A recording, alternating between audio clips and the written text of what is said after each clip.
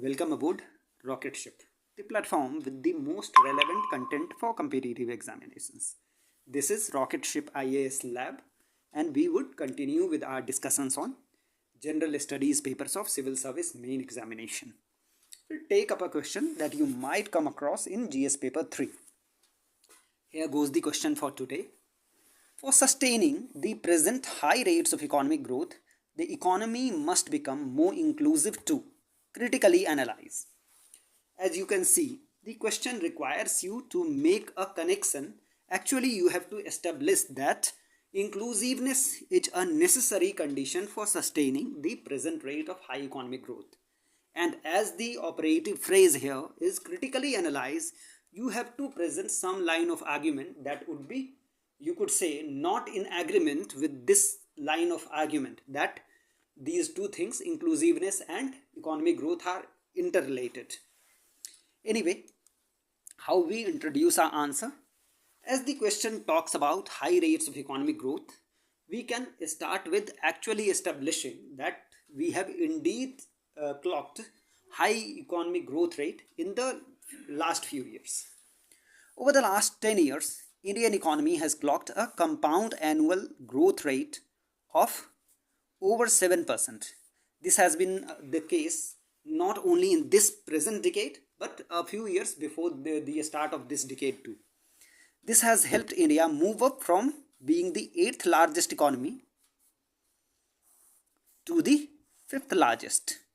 So indeed there is the case that India has been clocking high economic growth rate in the last few years.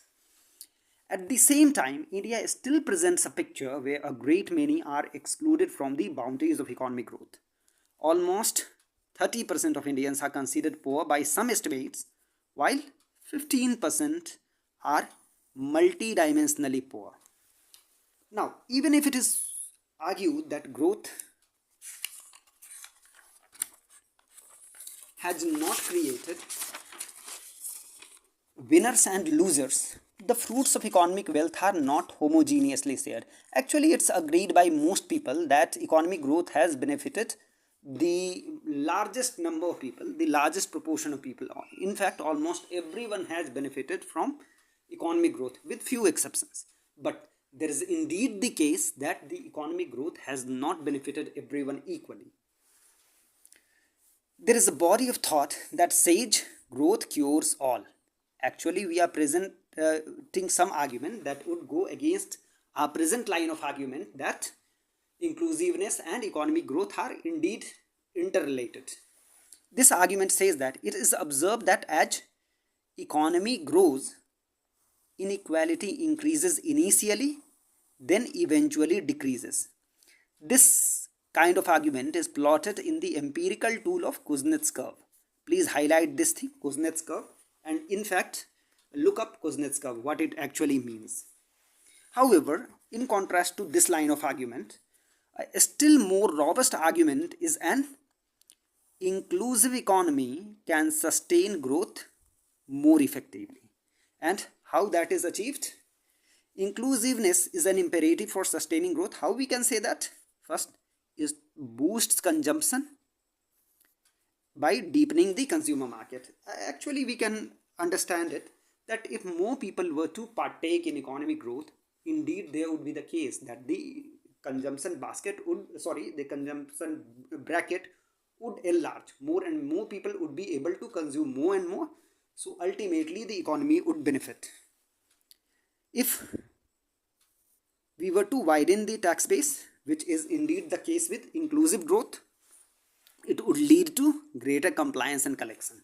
You can well understand that if there were more people to pay taxes, the government would have many ways of spending that kind of increased revenue, for an example, on things which would create capital assets, for an example, infrastructure and all things like those. And we would see how a widened tax base would indeed lead to greater compliance and collection. It would garner support for reforms. Again, if people were to indeed understand that reforms would benefit everyone, they are more likely to support reforms. It would incentivize risk taking entrepreneurship and innovations. If, to give you an example, if suppose there were more social security available, if there were security nets available for people, for an example, unemployment benefit, people would be more likely, again, we are saying more likely to, for an example, go for entrepreneurship. They would be more likely to pursue higher education and do path breaking research and also innovations, things like those. Then we have this concept of it builds social capital. If there is a sense of equality, it would ultimately lead to social harmony. Social harmony boosts economy in many ways, which we would see later. But in one of the ways it does it, that there is greater sense of trust between people. There people trust their institutions more, so they are ultimately more likely to collaborate with each other, to cooperate with each other. Then there is, for India's specific case, the gender dimension, as if there were two more women, for an example, to benefit from economic growth, they would, for an example, some more women were to join the labor force, ultimately they would be able to contribute to the entire GDP, to the economy, and the entire economy would grow.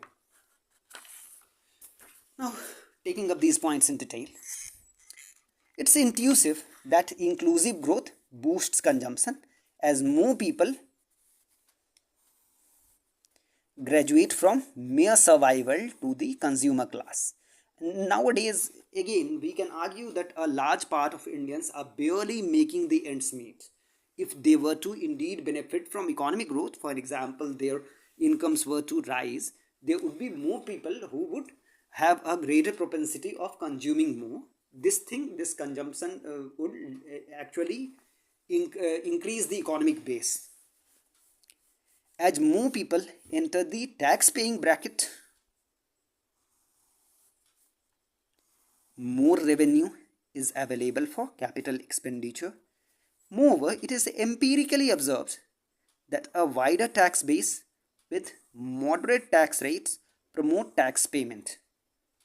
This is actually another tool in economics that is called Laffer curve, which has to do with optimum tax rates.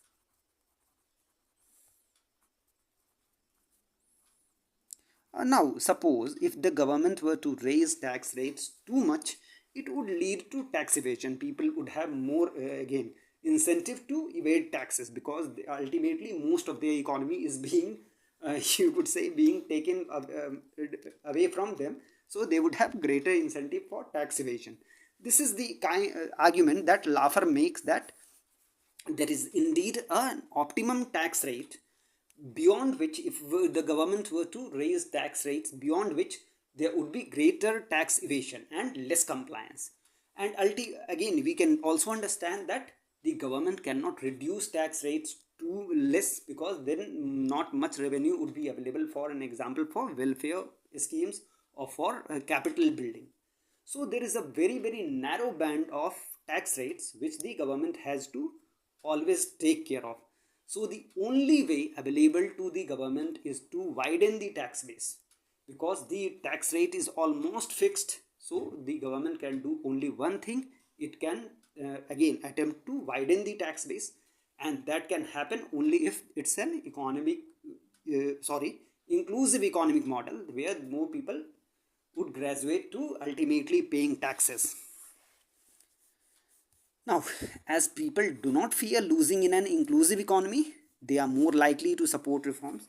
This was actually seen in the case of the protests against the farm laws, because the government failed to convince the farmers that they would not lose from these reforms.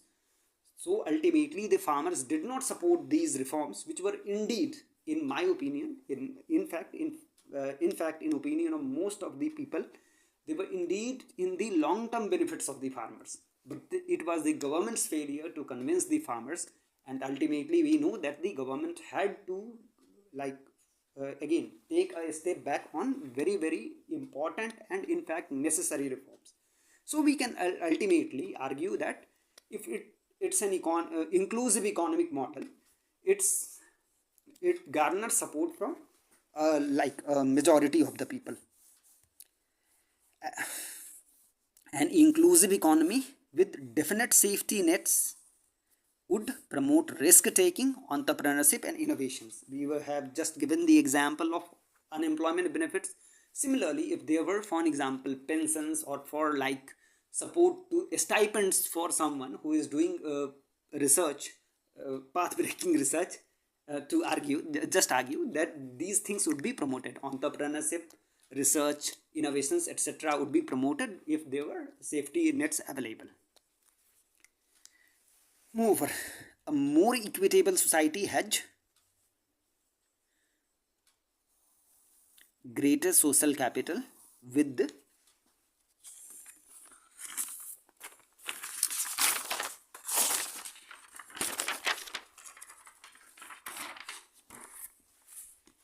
deeper trust in institutions and interpersonal and intergroup harmony. This promotes cooperation and is observed to positively translate into economic growth. If you were to actually take up the example of some of the groups which have been economically quite successful in India, for example, people like some of the communities in Gujarat, some of the communities in Rajasthan like Marwadis, Jains, Sindhis, and some of the communities in South India too, you would observe that they have a very, you could say, a developed sense of social capital. In fact, there is a sense of trust among the people. You can take those people on their face value. That won't be the case with people like us, people from our part of India. We cannot be taken on the face value. And so what happens that it's well nigh impossible that I can trust anyone from my community blindly. And ultimately this actually hampers cooperation, this hampers collaboration between people from our community. So ultimately what we are arguing that if there were inclusive growth, if there was a sense of equality, people would indeed have a sense of having a communal harmony.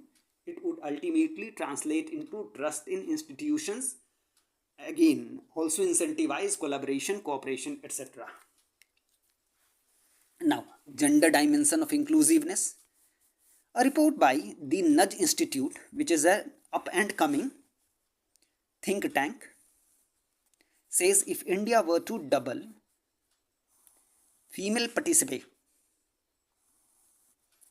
in labor force, that would add $14 trillion to our economy by 2047. It's again, we can argue that till now we have not been able to harness the potential of our female labor force. They have, in fact, their potential is being wasted. And to be very frank, in all seriousness, I would argue that their potential is being wasted.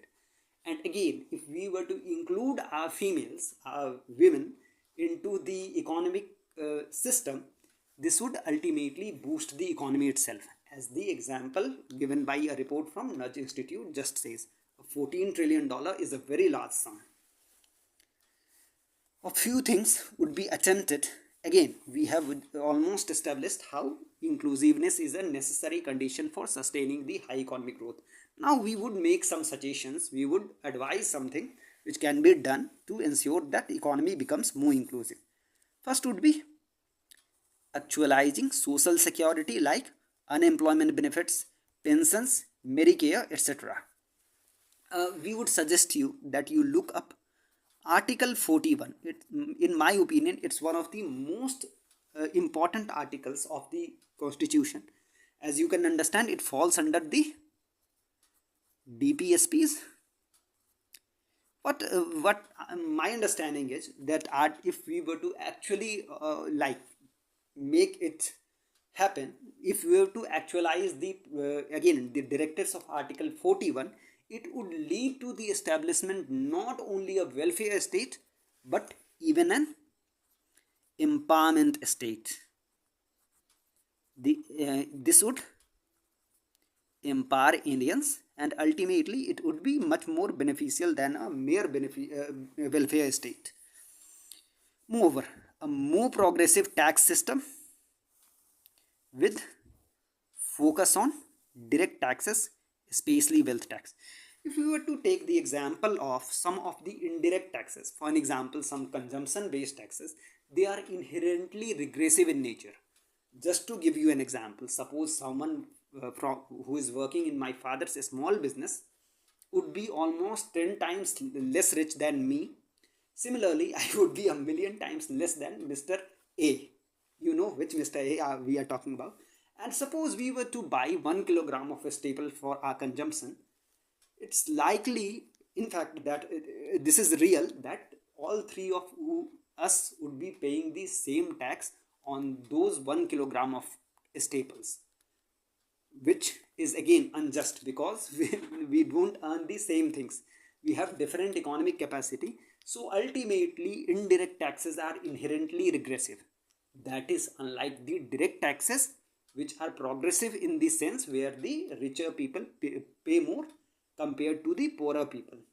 And so we are arguing that we should move towards greater collection from the direct taxes rather than the indirect taxes, as is the case as for now. Moreover, we are arguing for empowerment schemes, empowerment policies like quality education, self-employment, etc. Quality education, we can include skilling, re-skilling, etc. in quality education. And moreover, self-employment, etc. would promote inclusiveness and ultimately pave the path for sustaining our economic growth, sustaining our high economic growth for quite long. This is how we sum up our answer for today. We would reassemble for the next lecture in a few days. As usual, we wish you all the best. However, before we call it a day, we have to talk about a few concepts. Today we have discussed a few important concepts. First is obviously Kuznets curve. Second is Laffer curve. Third is a social capital.